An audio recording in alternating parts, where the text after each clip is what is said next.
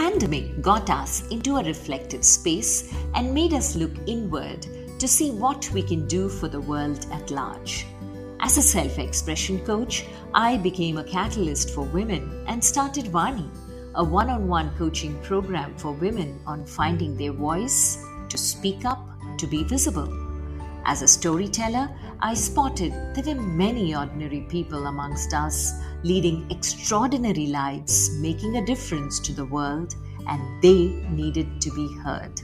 Thus was born You and I with Rashmi Shetty, where amazing personal journeys with their uniqueness and individuality are showcased, a reaffirmation of the fact, open your eyes wider, the world is far more beautiful when we acknowledge the presence of both you and I.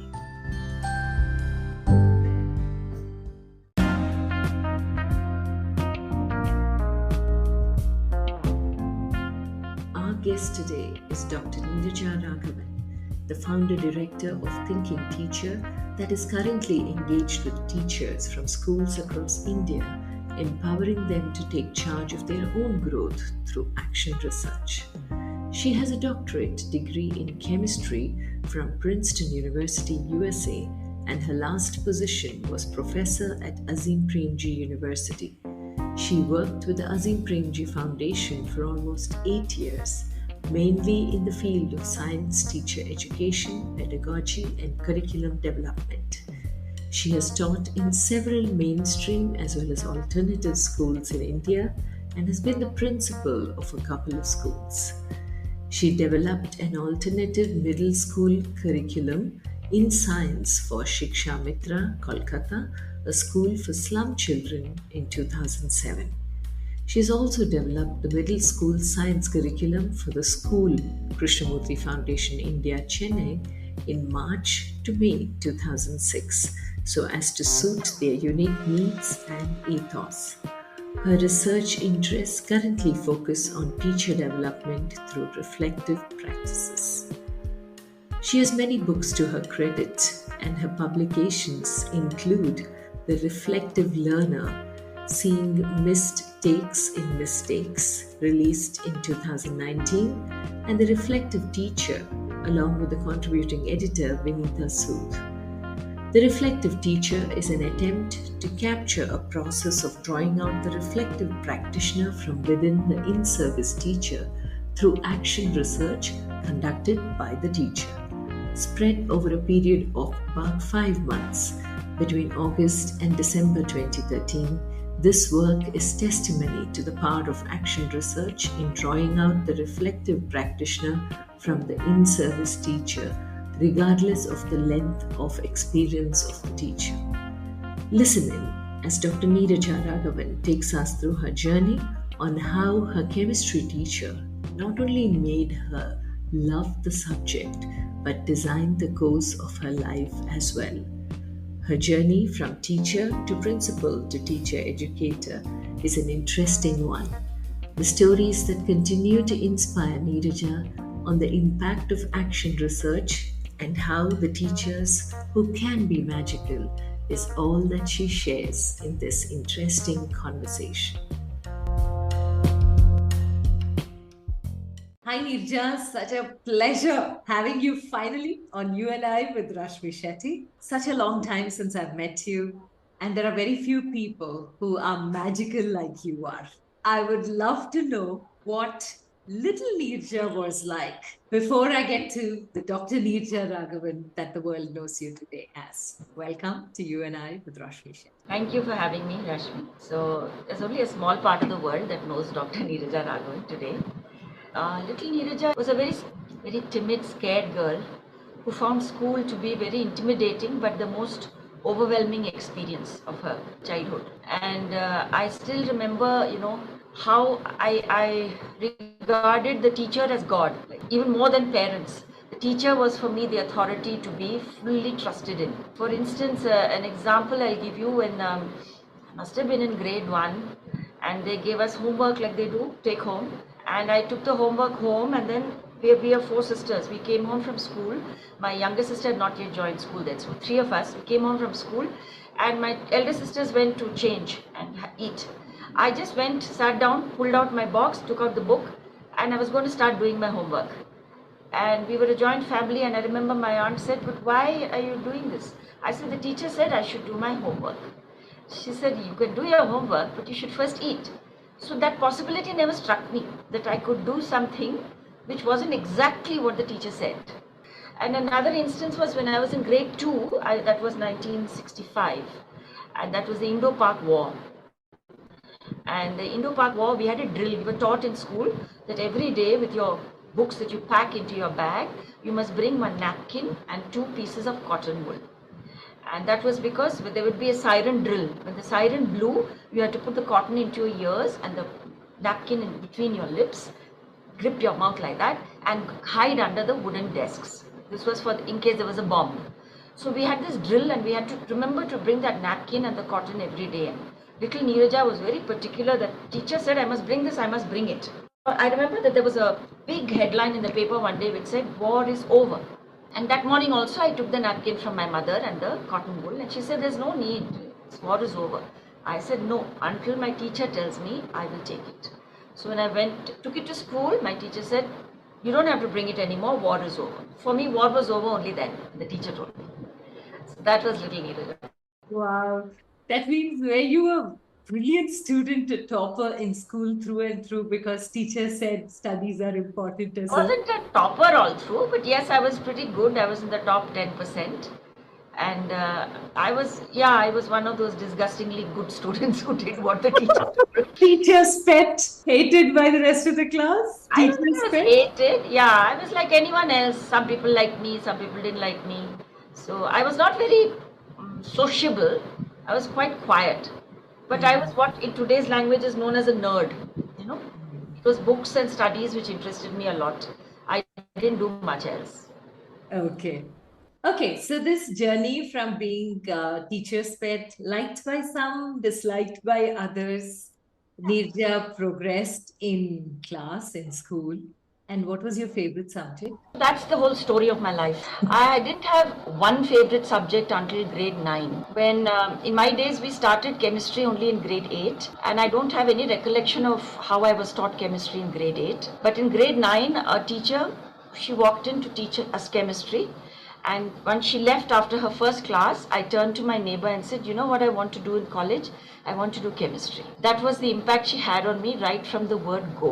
And she was so riveting that I waited for chemistry classes. And if there was a double period of chemistry and I was packing my bag according to the next day's timetable, I would dance my way to school the next day and wish I had all 8 periods chemistry. Why did we have to do any other subject? Chemistry was so lovely. So I wanted to drink, breathe and eat chemistry, and I wanted to be a famous chemist. And I told my friends, I'm going to be a famous chemist. I'm going to discover a new element. It's going to be called neerajanium. I had my future all set. And then they came grade 11. We didn't have grade 12, my year. Grade 11, when in my days we had only Doordarshan on TV. We had no other channels. There was an interview with the PhD scholars of chemistry of Delhi University. And I was watching that, and they were the picture of negative energy. They were wilting, their body energy was just, they were almost drooping down into their graves, and they were saying, "Humko koi naukri nahi milne wali hai, pata nahi kyun chemistry kar rahe hain." They were like, "This is the end of the world. I don't know why we took up this subject." So I watched that interview, and next day when I went to school, my friends had watched it too. And they surrounded me and they said, "Okay, did you watch the program yesterday?" I said, "Yeah, I did." They said, "So now what are you going to do? What are you going to do in college?" I said, "Chemistry." They said, "Are you mad? Do you know that you won't get a job if you do chemistry?" And I'll never forget my answer. I said, "But you don't understand. I'm not doing chemistry in order to get a job. I'm doing chemistry because I love chemistry." That was the impact my teacher had on me. Okay, now I want you to take 2 steps back and go to that first day Yeah. and try and recall what did your teacher do different compared to other teachers in other subjects that Yeah. you fell in love instantly with the subject or the teacher? She made it very easy. She made it very clear. Without being immodest, I can tell you that I do many more things which are innovative as a teacher than she did. But in that ambience, the teachers that we had at that time, there was a tendency to make things complicated. And you had to really struggle to get to the heart of what they were trying to say. We had physics teachers who would walk in with a sheaf of notes and dictate. In physics, to dictate notes, I think, is blasphemy. They would dictate notes which said, consider a candle. And I would feel like saying, I don't want to consider a candle. Why should I consider a candle? But when my chemistry teacher spoke, she had some eccentricities. She would look at the ceiling. She wouldn't look at us. She would look up at the ceiling. She never looked at the book. But she taught us what was in the book so clearly that when I came home, I didn't have to read the book again. I knew what she had taught us. It was so clear. Because it was so clear, I wanted more of it. I became more and more interested in it. Okay, so where did you study, Neeraja? I studied in a convent school in Delhi. Yeah. Okay. So your entire childhood was Delhi. Born and brought up in Delhi. Yeah. Okay. So which means graduation was chemistry in Delhi again, and you continued with post-graduation there as well? Post-graduation was not in Delhi. I went to IIT Kanpur for my post-graduation, MSc. Okay, chemistry, and no iota of regret at all. None at all, none at all. In IIT Kanpur, I noticed that the culture was such that everybody wanted to go to America for a PhD right after MSc. And I had the, belief at that time that why do a PhD if you're not going to get into research full time? I said, I certainly don't want to get into research full time. So I said, what do I want to do with my life? And then I said, it's 5 years since Miss Gomes taught me chemistry. I haven't met her in 5 years, but I don't have to meet her. She's in every cell of my body. What an impact she's had on me. And I thought, wouldn't it be wonderful if I can have such an impact on somebody, even one person? So let me be a teacher. And that's why I became a teacher. As I started teaching, I became so interested that 2 years later, I went to do a PhD. Was this because you were not as good a teacher as Ms. Gomes, or the students were not as interested as Neeraja? No. I don't know how good I was compared to Miss Gomes, that the Lord Almighty will have to tell us. But I was so interested. See, when I realized that it's only when you teach something that you know how well you've understood it. So when I taught the same chemistry that I thought I knew very well, I realized there were so many finer nuances which I'd missed as I was learning and scoring my high marks. And then I grew more in love with the subject. Once I grew more in love with the subject, I said, hey, now I feel like doing a PhD. And then I went to do it. So it's nothing to do with my students being poor or anyone being lesser. In fact, the subject became more glamorous for me. Then I felt like doing research. My God. Okay. And chemistry was one subject, maybe because of the teacher, I'm not too sure, but it was one subject I was petrified of all through school. Well, be because of the teacher. Okay. And to see you now in love with the subject that you decide to go and do your PhD, what happened then on? So even after that, I came back to be a school teacher. I realized I finished my PhD. Everybody told me you've gone to America, the land of golden opportunity. You're going to stay there. You'll get a fat job. You learn dollars and live there. I did nothing of the sort. I finished my PhD. Next day, I packed my bags and came back to India. And I went back to school teaching because that's what I love. I tried one semester of college teaching and I ran away from it because I realized the way you can impact young children, you cannot impact adults. They've already formed their, interests and beliefs. And I would go with a lot of passion to teach the subject I loved, and they were just time pass it was for them. So I said, this is heartbreaking. I can't do this. So I did that. I had a brief stint of R&D in the corporate world. That was for about 6-7 years, but I never fitted into the corporate world. So I came back to teaching, school teaching. And you went back to the same school that you started teaching, or you changed your school? Because I moved all over the country. So I've taught in different schools. And then slowly I realized that when I started getting jobs as vice principal and principal of school, I realized that admin is not my cup of tea. And I had thought that as a principal, I would energize teachers and get them enthusiastic the way I was about teaching. Instead, I was looking at very administrative issues. You know what administrators do. Who is to be hired, who is to be, put in this task, that task, which is essential, but it was not what made me excited. So I realized that I would like to be a teacher educator. And fortunately, at that time, I got a job with Azim Premji Foundation. And that's what I did with Azim Premji Foundation and then the university. I was a teacher educator, especially for science pedagogy, for many years. Okay. And then on till date, you are a teacher educator, right? I am a teacher educator, no longer with Azim Premji University. There is a model of teacher development which is commonly followed, not just in Azim Premji University, which is the teacher educators there, we would prepare a module or a workshop, design it, and go to government schools across the country and transact them.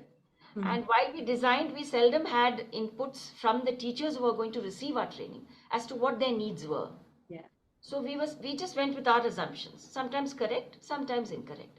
Yeah. And we would go and transact, and the transaction would usually happen because these teachers were working full time in a government school.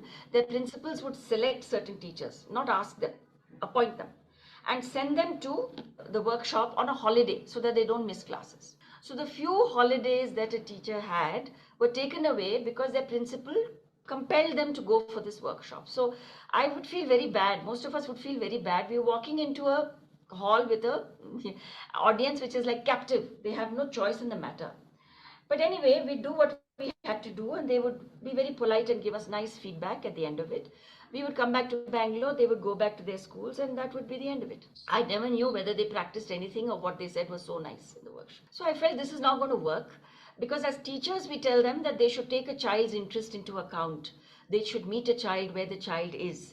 But with teachers, we are doing exactly the opposite. Unless we do with teachers what we expect them to do with students, they are not going to have that experience, because nobody's done it with them. When we were all in school, teachers did what they said they had to do. So I felt that there has to be a more respectful way of engaging with teachers. And I read about something called action research. And I said, let me try this out. So my last year, I tried out that method with a few teachers in one of the Azim Premji schools in Uttarakhand. It was so successful that a book came out of it called The Reflective Teacher. And I left Azim Premji University and started my own enterprise called Thinking Teacher, where this is what I do with teachers. Reflective Teacher is a book that you have written. Yeah, I've co-authored. Okay.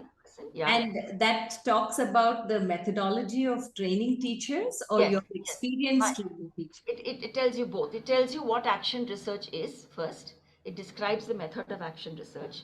And then it tells you what happened with each of those teachers. How did they go about doing their action research?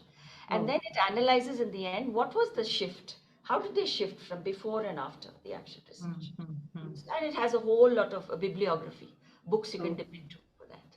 Okay, okay. And then came the Thinking Teacher. Yeah, so then I started my own enterprise saying I want to do just this. I want to engage with teachers in different schools and facilitate their action research. And when I was thinking of a name, I said, I like the name Thinking Teacher, because it is very easy for a teacher because of the repetitive nature of the work. You're teaching the same content year after year to batch after batch. You start becoming mechanical about it. You stop thinking about it. You feel, I'm so good at it, I know this. I mean, what's the big deal? I can do it. So a teacher who stops thinking is a very dangerous teacher to have, because a teacher stops thinking, the students will stop thinking, guaranteed. So I felt the most critical thing for a teacher to do is to keep thinking. And the keep thinking happens only when there's a crisis, you start thinking. When there's something new, you start thinking. When something is old and tried and tested, you stop thinking. So I said, Thinking Teacher is the name of the enterprise. And how old is Thinking Teacher? Where are we? Which year are we in now? It was started in the end of 2014, so this is the 9th year. We'll be 10 next year. Okay, so 2014, you set out alone on this journey, or you had a I set team? out alone, but you see, by then I had I had a network of people in the education sector. So a couple of my friends who were also middle-aged and above like me at that time, they joined me on a part-time basis. They said, we can help you out with different assignments. So we went across the country, went to Sikkim and all to schools to do workshops. Okay. And on an assignment basis, I found I had many people who were willing to chip in. So it's not a 9 to 5 job with a profit margin of this and so much turnover, and that's not the focus at all. It's a labor of love. It's not that we do for free, we do charge, but it's a labor of love and passion, and it's, what shall I say, it brings in the income that I need, no more. Okay, okay. And when you talk about designing the Thinking Teacher each time you start a batch or you go out to meet a school, is it something that you take project-wise, school-wise, city-wise? How do you work? How? Initially, what I did, I prepared a brochure, and we have our website, and I kind of sold my wares to principals of different schools. By then, I had some contacts, or some of my contacts had contacts. Okay, and I found there were a few schools where principals were willing to invest in the development of their teachers. And Of those few schools, there were even fewer who wanted to have long-term development of their teachers, not a flash in the pan, one fix-it solution. So these were the schools I engaged with. And I engaged with in the sense, I first conducted a workshop for them on what action research is, where I asked the principals, please have all your teachers attended. Doesn't matter what subject, what class. At the end of that workshop, I requested the principals, please don't appoint teachers to do action research. Have them volunteer. That makes a big difference. If I do something because I want to do it, there's a wholly different energy from if I do it because my principal told me to do it. So that proved very successful. And I think to date now, there must be about 20 to probably 30 to 50 teachers whose action research has been facilitated by me or my colleagues. And there are about 10 to 20 research papers written by them on our website. Okay. Okay, so before we move further, can you just give us a definition of what action research is? So it's a very simple thing. We all do it. We don't call it action research. It's a simple framework of 4 steps. Plan, act, observe, and reflect. We do this all the time.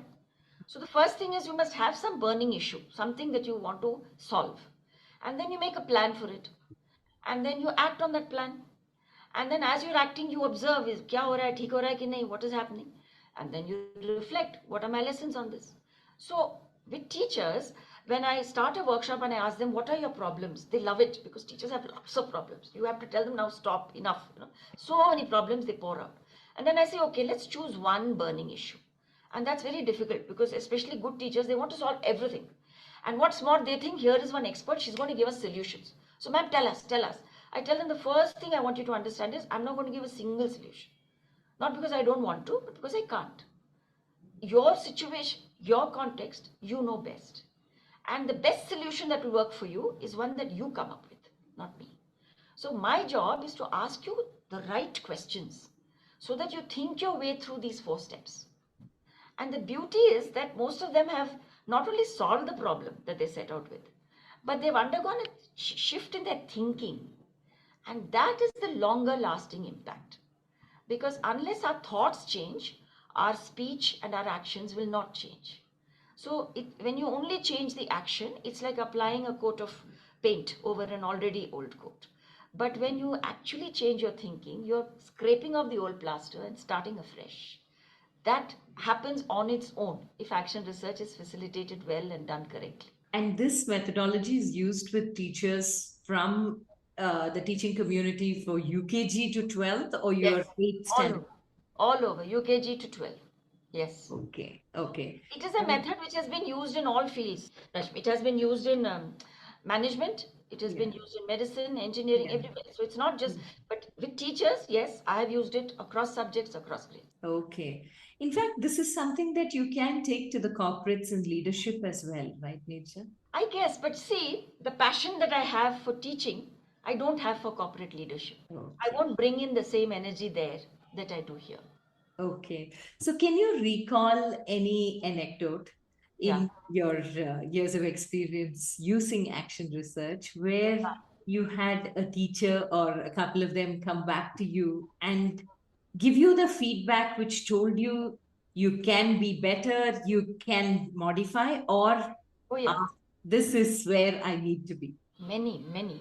So one is the earliest one. I told you the book, The Reflective Teacher. Yeah, yeah. It describes an incident. This is a teacher of 17 years experience. Okay, she had been a teacher for 17 years, and she wanted, her action research problem was to improve the English vocabulary of my grade 5 students. Okay? And it's a Hindi medium school. So that was her action research problem. She made a plan, she devised certain strategies, she acted on them, and she measured the vocabulary, English vocabulary before and after, and it improved. So you could say she'd solved her problem. But I think, yes, she had solved her problem, but the biggest fruit was, she said, she wrote in her reflections when she reflected. And can I say in Hindi first? Because she wrote it in Hindi. She said, action research करने से पहले मैं सोचती थी कि teacher का सबसे बड़ा काम यह है कि सिलेबस को ख़त्म करना सही टाइम पे। एक्शन रिसर्च करते दौरान मेरे को यह महसूस हुआ कि सिलेबस कवर करना या नहीं करना उतना इम्पोर्टेंट नहीं है जितना कि ये जांचना कि कि हर बच्चा ने समझा कितना. This was a 17-year experienced teacher. Beautiful, beautiful. She came upon this herself. And she once told me, I've become a proponent of action. This many teachers have said. Once they've done one action research, they say, I'm trying to apply that framework to just about everything. To losing weight, to managing my maidservant, to just about everything. It's a simple framework. You can apply it anywhere. Yeah, yeah. Wow, this is so powerful. It is. And in this journey, Nirja, as you're taking it and you're moving, you've seen teachers of varying kinds. Yes. Are there teachers on whom this doesn't work? There were one or two in about 40 or 50. And And in was fact, it because they didn't want to change or go I deeper? won't say they didn't want to change. I would say that their attention span kept flitting. No Hmm. matter how, see, this happens with everyone. See, Hmm. because every problem is interconnected with 100 other problems, right? Nothing is Correct. in Correct. isolation. Correct. So my job as a facilitator, when a teacher says that, yeah, but that is also wrong, that is also wrong, I say that's right. But let's just come back to this, the central issue. But there have been some two teachers out of the 40, 50 whose action research I facilitated. I just couldn't bring them back on track. They kept going in different directions. So for them, I think that much failure, anything will have, Yeah, yeah, yeah. Nothing will be 100% successful. True, true. But the 99% who usually end up getting it and applying it and see the benefit of it, Yes. are there some moments which gave you the aha that, Oh, yes, yes. this is the path that I need to be on? Oh, yes. Many, many. There were many. My very first success story, it's a research paper on the website where a senior citizen, a teacher above 60, who was not a teacher before that, she was the needlework teacher, a dining hall manager, and therefore the children looked upon her as one pleasant, loving grandma. She was suddenly asked to teach environmental studies, EVS, to grades 4 and 5. And it's a very free school, it's an alternative school, residential one. So the children would openly tell her, you can't teach us, Akka. You're a needlework teacher, Akka. They would tell her straight. Plus, she's a very soft-tempered person. She's not a strict person. So the children rode roughshod over her. Her classes were a merry mess. And she didn't know how to manage them. So when I was asked by her principal to help her do action research, I asked her, what is your action research problem? She said to make my EVS classes very exciting, make them love the subject. I thought to myself, I think there's something you have to do before that, but I didn't tell her. I said, okay, I wrote it down. Next step is to analyze the issue. How are you going to do this? Within 10 minutes of my asking her questions to analyze, she said, no, no, no, no, Neeraja, that's not my problem. My problem first is classroom management. So once she did that, she did action research on classroom management. It's a long story, you have to read the paper. Then she changed her action research problem to, okay, now that I can manage my class, I'm going to make EVS more exciting. And then she was a transformed teacher. In 4 to 5 months, she was a transformed teacher. The same kids who said, Akka, you can't teach EVS. They said, Akka, will you come with us to the next grade also when we get promoted? We want you to, Akka, we miss you, Akka. This was the cons. In the dining hall, I would have kids say, I love Ratna class. She's so interesting. It's so exciting. The same children who were earlier taking her for a ride. So there have been many such. And when a teacher signs up for this, is it a course for this long or a specific period? How do Yes. the course stages get divided? Yeah, so that's a good question because it's subjective. It depends on the action research problem they choose. So Hmm. I tell them that's an average of 4 to 6 months. It may be less, it may be more. It depends on what you want to crack. So Hmm. if there are teachers who've been like headmistress or some semi-administrative role, they choose overarching issues. Yeah. Like I want to improve the school discipline in middle school, Yeah. or Yeah. I want to bring about a reading culture.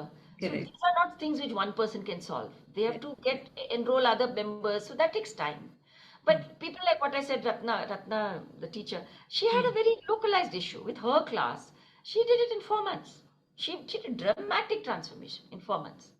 Okay. So they Okay. sign up knowing that we don't know yet how long it will take, but roughly 4 to 6 months. Okay. And in the process of these 4 to 6 months, you work with them every day, weekly, fortnightly, or Yeah, are there assignments on how do you work with the teacher yeah. to So that's interesting. individualize the whole thing? So the way I do it is we have two face-to-face meetings. Okay. Thanks to pandemic, mostly online. Before pandemic, it used to be one face-to-face or offline if it was out of Bangalore. Because in Bangalore, it could be two. Okay. And in these meetings, I just find out where they are, what they are doing, and I ask all the questions I want to ask. Thereafter, between those meetings and after, they send me one or two emails in answer to my questions, what they're doing. So I have my fingers on the pulse of what they're doing. That's all. So, as and when they want anything clarified, they write to you and Yes. then you get Yes. onto a session. Yes. Okay, okay. So, now that you mentioned pandemic, so for a lot of us, the pandemic was one space where we had to pause what we were doing, not by choice, but we were forced to do it. Yes. A lot of lessons we took back for life. I don't know how many of us remember most of it. Yes. But for you, Neeraja, Yeah. how did the pandemic treat you? What were your reflective moments? So it was a huge reflective moment. Uh, See, prior to the pandemic, as I told you, I would go to schools and sell my wares. Yeah. And principals who were willing to take, even some of them would say, I invest in a teacher's development today, and that teacher leaves me tomorrow. It's a waste for me. And I would have no answer. Mm. Now, the pandemic struck, and we didn't know what hit us. And that first lockdown was like a shock for everybody. And I felt, because my yoga instructor, we were loving her yoga classes, she immediately offered free online yoga, you know. And that was like such a generous act. I thought, wow, she's giving us her wonderful yoga instruction free online. I thought, what can I offer free? I should also do something free. And I said, the only thing I know what to do is to help teachers, develop their. So I said, okay, let me offer a course which I once offered called Reflective Writing for Teachers. Let me develop an online version and let me offer it free. So I just posted on Facebook and LinkedIn on my website 10 seats available, free seats for 10 teachers, reflective on writing for teachers. Immediately 10 people signed up. And because it was the beginning of the lockdown, everyone was in a tense state. So the course had a very intense version that time. We would have a half-hour session today online, then tomorrow would be a holiday, but holiday meaning they had to do the homework that I gave them today. And then the next day we'd meet. So every alternate day we met for half an hour over a period of like 10 days or something. So it was a very intense version of the course, but it was such a hit that after that I have managed to run 11 paid versions of the course. I discovered in the pandemic that teachers are willing to pay for their own development. I don't have to route it through principle. That was a huge shift. And when we are talking about the community per se, the teaching community, teachers face, especially Yes. now, with the student community, which doesn't actually respect the teachers. Yes. There are a lot of moments for a lot of teachers wondering whether teaching is worth all the Yes. Yes. trauma. In fact, Yes. more than students, I think teachers are going through trauma. Yes. You must be facing a lot of such teachers who come and share such moments with you. Yes. Where is the gap? I would call it gap, Nirja. Is it in the parenting? Is it in the generation? Is it in society that today the teaching community is not as respected as they should be? So you're asking me something which is very close to my heart because I'm one of those who gets very angry on Teachers' Day because I say on that one day they are made big Yeah. hype about teachers. The rest of the year they are looked down upon. And I still remember when I was a kid, my father, the way he spoke of his teachers, there was such respect, such Yes. awe. Yeah. And I remember because my father studied in the British era. His British teacher came home for dinner one day. He was an old man by then. And I remember the respect with which my father treated him. So the complete shift from that era to today. If a parent wants their child to be a teacher, it's a very rare parent. It's the last profession people choose. So I think it's a lot of things. I cannot put my finger on due to one thing, but mainly it's the collective worldview and the values that we hold today, which is that money and power are what matter. And in the days of my parents, I think it was scholarship and learning and wisdom that mattered. So there's a huge shift now. And teachers in private schools don't make that much money. Our values have changed. That's the saddest part. Okay, so if teachers are, and I won't say highly paid or the highest paid in society, but a little more respected for what they bring out of students, do you think the community would be looked at very differently? So I think pay is only part of the story Yeah, because government school teachers are very well paid. yeah. Yeah. But I don't know how many government school teachers have their heart in their job, you know. So I would love to say that it would be great if we could recruit only people who are passionate about teaching to be teachers. I would love to say that. But I know the reality. If we do that, we won't have enough teachers. We have far more students than such people would be teachers. So my solution is to do what I'm doing, which is get those who are not interested also at least a little enthused about what they are doing. See, you may not like what you do, but you can get to like what you do.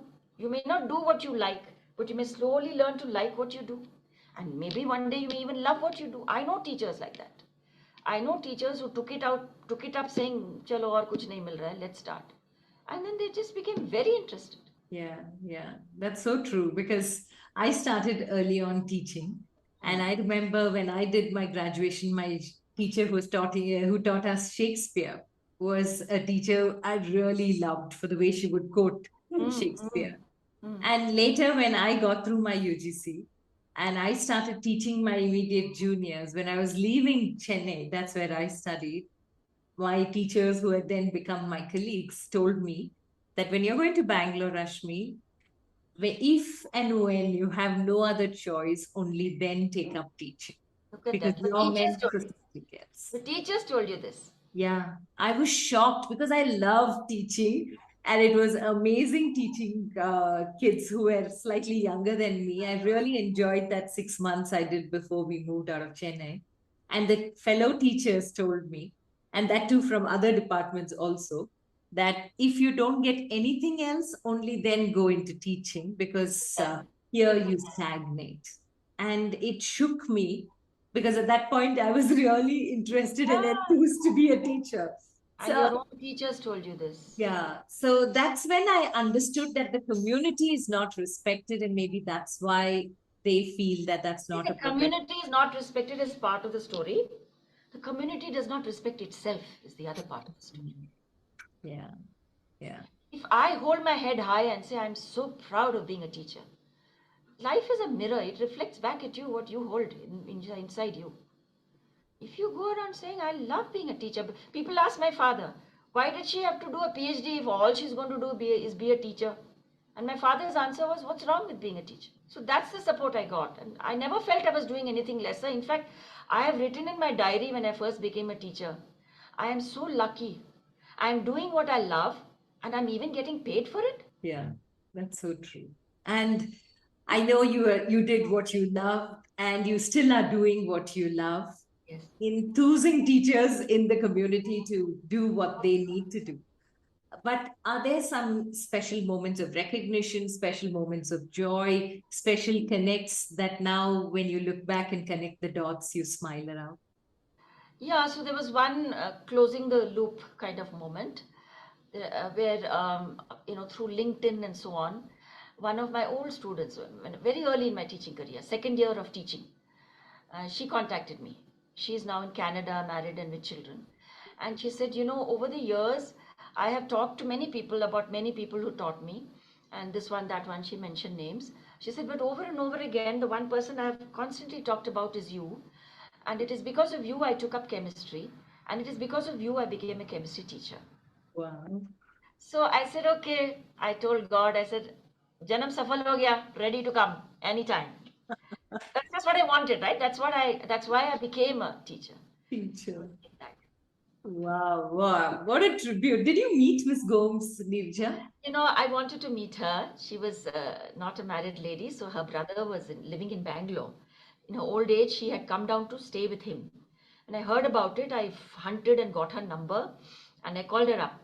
And I said, my whole body language became that respectful schoolgirl with two pigtails when I was holding the phone. And I said, Miss Gomes, you don't know what you have given me. And she said, oh, I don't remember anything, Neeraja, but I'm so happy to hear you say this.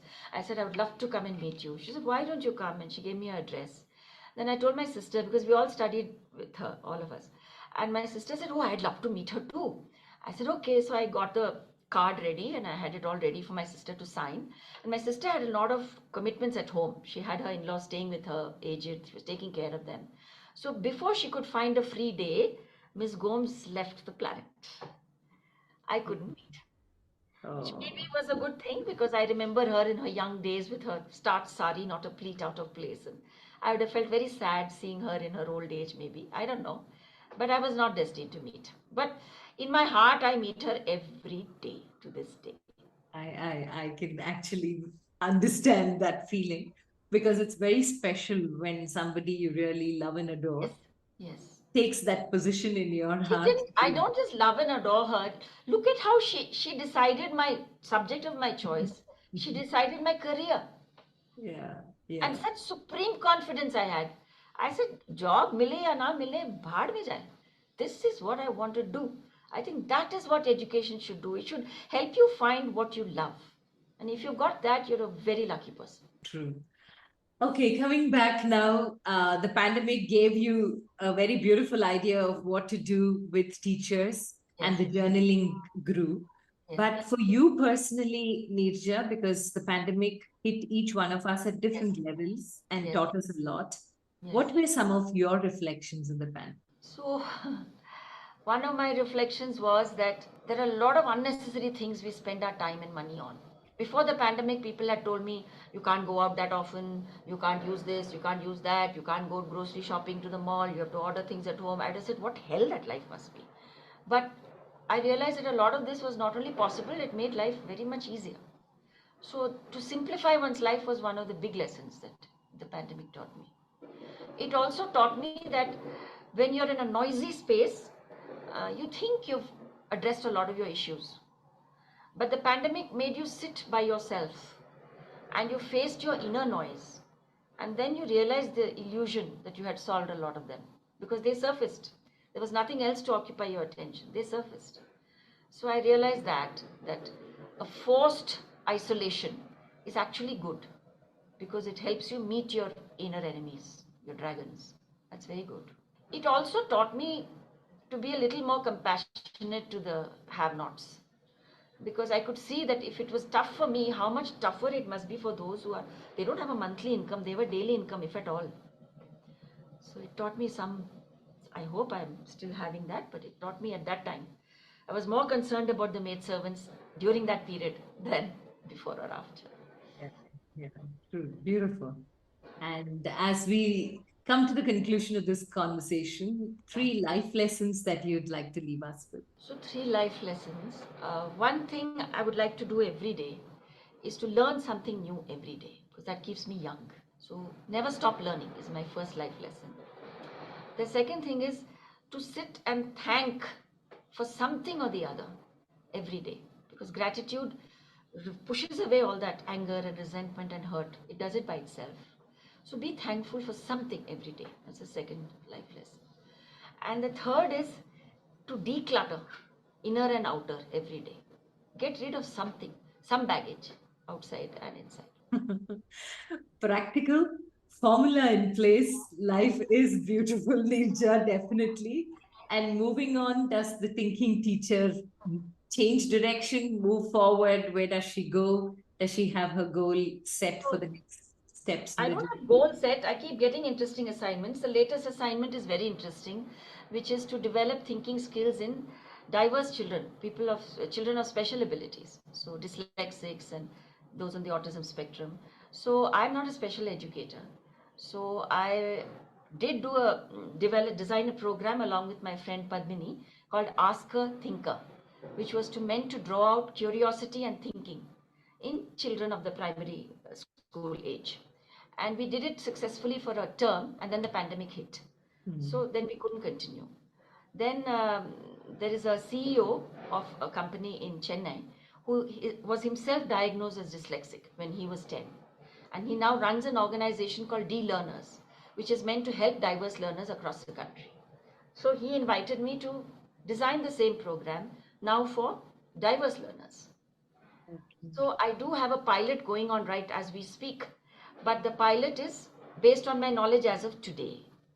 I'm hoping in the second half of July to go and learn what is known as the Feuerstein method in Rome and attend some courses so that I learn how to incorporate those methods into the Ask a Thinker program. And that takes into account the out of the box thinking of these children as well as their lack of focus or then inability to look at something for too long, all those things will be factored in. Wow. Ask her thinker. I Yeah. think these two words describe you as well, and the curiosity levels with which you have found your purpose in life. Thank you. God bless you. May your tribe increase. And I think people like you make the teaching community look beautiful every day of the year and not Thank only you, on Rashmi. September 5th. Thank Thank you so much. Honored to have had you on You and I with Rashmi My Shetty. pleasure. Thank you for having me. Thank you. God bless you, Neeraja. All the very best. Thank you.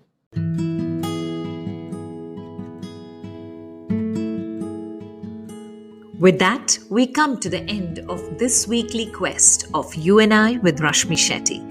Do let us know if you know people who make the world beautiful. Write in to rashmi.thethirdeye@gmail.com. That is rashmi.thethirdeye@gmail.com. Come, let's explore this amazing world together, both you and I.